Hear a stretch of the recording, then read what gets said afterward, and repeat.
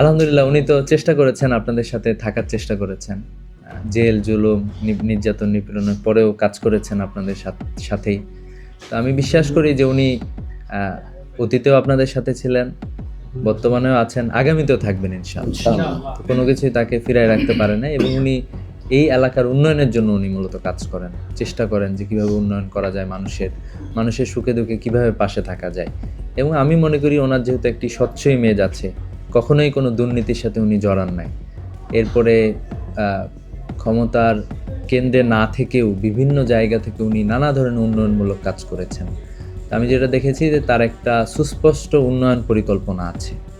তো এদেশের মানে এই সমাজের বিশেষ করে তরুণদের নিয়ে, পিছিয়ে পড়া জনগোষ্ঠীদের নিয়ে এবং ওভারঅলি সব ধরনের উন্নয়ন করার ওনার পরিকল্পনা আছে। আমি বিশ্বাস করি যেহেতু উনি দুর্নীতির সাথে জড়িত না, সেক্ষেত্রে আপনারা এই আসনে যারা আছেন তারা আসলে এই বরকতটা ইনশাআল্লাহ পাবেন।